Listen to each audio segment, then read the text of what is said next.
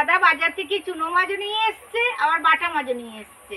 কিন্তু বাটা মাছের রেসিপি তো আপনাদের অনেক দেখিয়েছি, কিন্তু চুনো মাছের রেসিপি কোনোদিন দেখাতেই পারিনি। সেই জন্য ডিমওয়ালা চুনো মাছের রেসিপি আপনাদের সাথে শেয়ার করব। অনেকে তেল ঝাল করে, কিন্তু আমি আপনাদের সাথে পাতলা পাতলা চুনো মাছের ঝোলের রেসিপি শেয়ার করব। চুনো মাছগুলো কিভাবে কাটি আপনারা দেখতে থাকুন।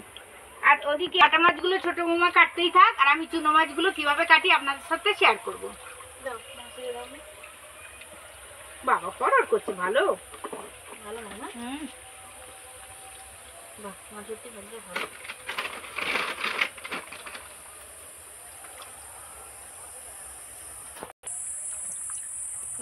চুনো মাছ সবসময় ভালো করে ধুয়ে আঁশগুলো ছাড়িয়ে তবেই কাটতে লাগে, ওই জন্য ওটা চুবড়ির মধ্যে দিয়ে দেব। সব বড় বড় ডিমওয়ালা চুনো মাছ, একদম ফ্রেশ, একদম ফ্রেশ। সব সময় ডিমওয়ালা চুনো মাছ একটু রোগড়ে নিতে হয়, রোগড়ে তবেই কাটতে লাগে, মানে কাটার পর আর ধোয়া সম্ভব না, ডিমগুলো বেরিয়ে যাবে।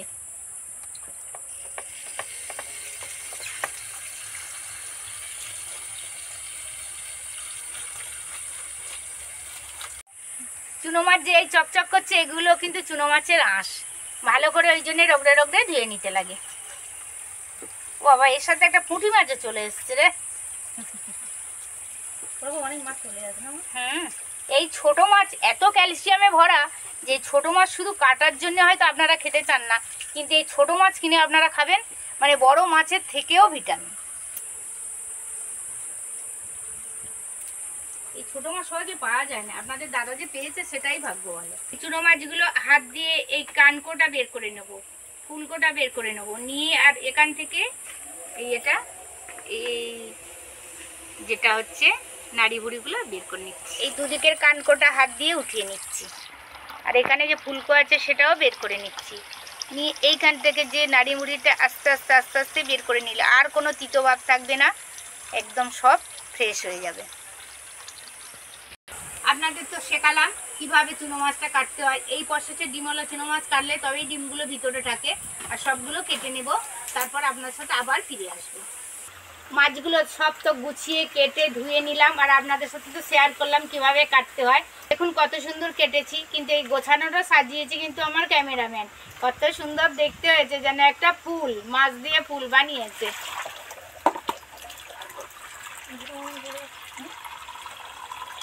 এই যে মৌরলা মাছ দিয়ে ডিমওয়ালা মৌরলা মাছ বন্ধুরা, একদম দারুণ টেস্টি রেসিপি হবে। যে ঝিঙে দিয়ে সবজি দিয়ে আপনাদের সাথে পাতলা পাতলা ঝোলের রেসিপি বানাবো, সেগুলোই কাটতে থাকবো। আমার সাথেই থাকবেন, আপনার সাথে গল্প করতে করতে রেসিপি শেয়ার করব। আসুন আমার সাথে চলে আসুন। মাছ তো গুছিয়ে কেটে নিলাম। মাছটা এত ডিম ভালো রেসিপি বানানো যাবে। একটু পাতলা পাতলা ঝোল বানাবো, সেই জন্য আলু, বেগুন আর একটুখানি ডাঁটা, ওই দিয়েই জিরে বাটা দিয়ে দারুণ একটা রেসিপি আপনাদের সাথে শেয়ার করব। ভিডিওটি স্কিপ না করে স্টেপ বাই স্টেপ দেখতে থাকবেন, আমার সাথেই থাকবেন, আশা করি খুবই ভালো লাগবে। বন্ধুরা, আপনারা আমার সাথে থাকলে গল্প করতে করতে রেসিপি শেয়ার করতে এত ভালো লাগে যে এত গরমের মধ্যেও উনুন ধারে গেলে কষ্ট হয় না। আর আমার ডলি ম্যাম বসে আছে, দেখুন না, অনেকদিন পর দেখতে পাচ্ছেন। জামাই ষষ্ঠী যাবে, কেনাকাটার গল্প হচ্ছে, কত কি কিনেছে সেই গল্প করছে দাদার সাথে। আমিও তো মিস করে গেলাম, ভাত বসাতে গেছি। বেগুনটা কিভাবে কাটি দেখতে থাকুন। বেগুনটা আমি মনে করছিলাম বুড়ো, কালারটা দেখে মনে হচ্ছিল বুড়ো, কিন্তু একদম কচি।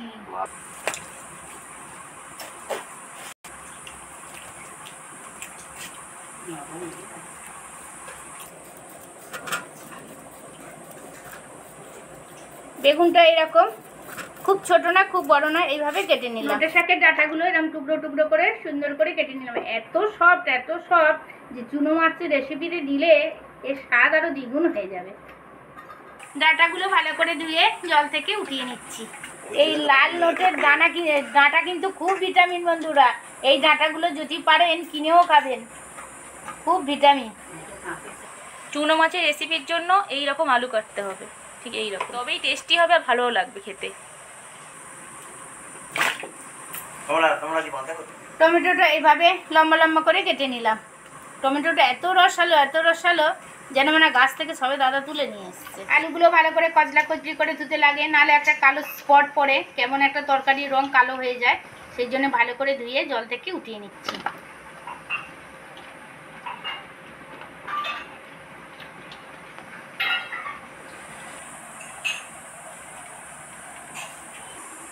এই রেসিপিটা কিভাবে বানাবো আপনাদের দেখতে হলে পুরো পর্বটাই আমার সাথে থাকবেন, তবেই রেসিপিটা দেখতে পাবেন কিভাবে বানাচ্ছি।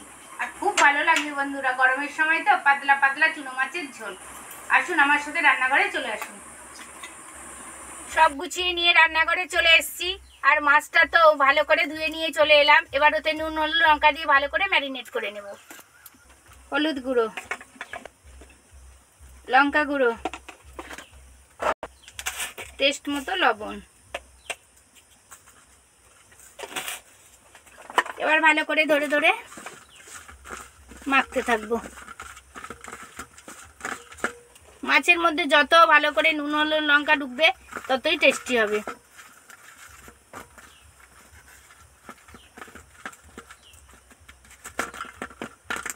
কড়া গরম হয়ে গেছে, কড়াতে তেল দিয়ে দেব। কড়া গরম হয়ে গেছে, কড়ার মধ্যে একটু তেল দিয়ে দিচ্ছি।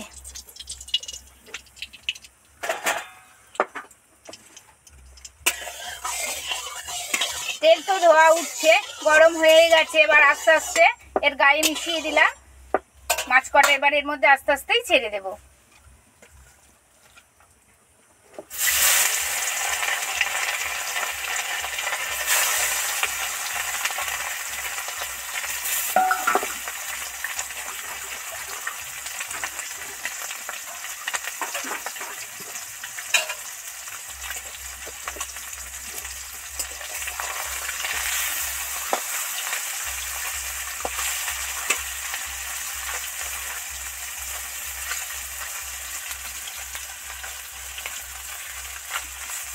এইভাবে আস্তে আস্তে একটা একটা করে ছাড়া ছাড়া করে দিলে তবেই ভালো ভাজা যাবে। সেই জন্য খুন্তি দিয়ে আস্তে আস্তে ছাড়িয়ে দিলাম। মাছগুলো তো মোটামুটি ভাজাই হয়ে গেছে, ঝোলের মাছ তো, তাই একদম ডিপ ফ্রাই করে ভাজবো না, টেস্ট হবে না।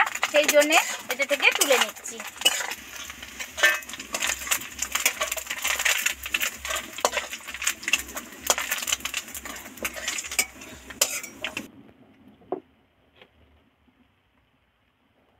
ওই তেলের মধ্যে সব সবজি কটা একসাথে দিয়ে দেব।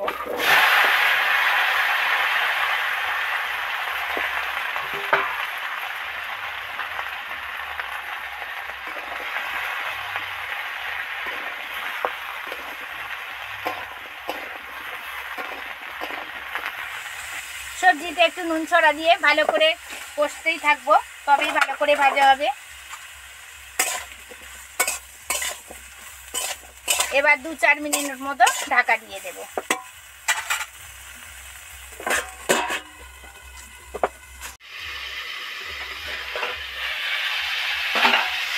নুন ছড়া দিয়ে ঢাকা দিয়েছিলাম বলে কত সুন্দর কষা হয়ে গেছে, সফট সফট হয়ে গেছে।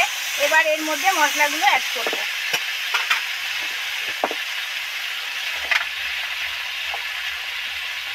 1 চামচ হলুদ গুঁড়ো,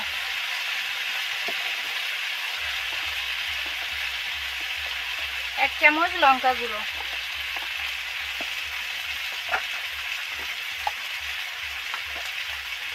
1 চামচ জিরে ধনে মরিচ গুঁড়ো।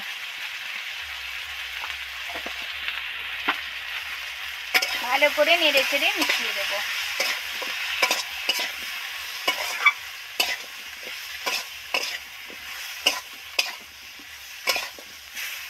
সব মশলাগুলো তো মেশানো হয়েই গেছে, এবার এর মধ্যে জল দিয়ে দেব।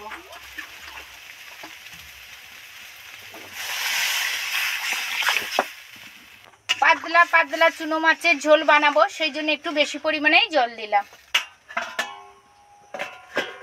ঠিক 10 মিনিটের মতো ঢাকা দিয়ে দিলাম, কারণ আলু ডাটাগুলো তো সিদ্ধ হতে লাগবে। 10 মিনিট পর আবার আপনাদের সাথে ফিরে আসছি। 10 মিনিট পর ফিরে এসেছি।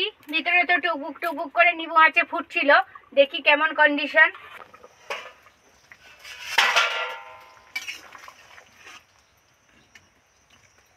একদম সিদ্ধ হয়ে গেছে।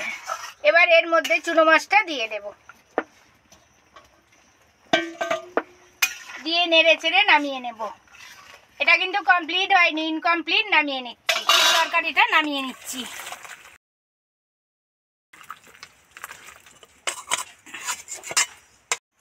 কড়ার মধ্যে আর একটু তেল অ্যাড করছি।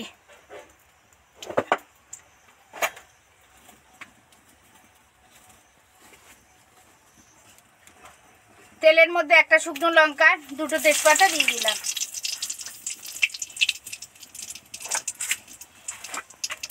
অল্প পরিমাণে 5 ফোড়ন।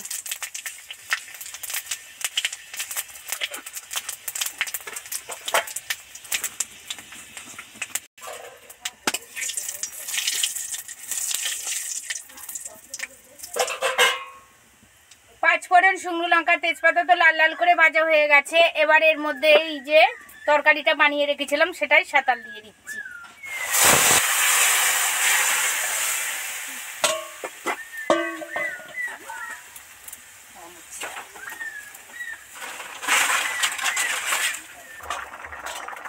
সাঁতাল দিয়ে তো 5-7 মিনিট একদম টকবক টকবক করে ফুটিয়ে নিলাম। এবার নামিয়ে নেব। ফোড়ন দিয়ে কোনোদিন অনেকক্ষণ ধরে ফোটাবেন না, তাহলে ফোড়নের স্বাদটাই চলে যায়।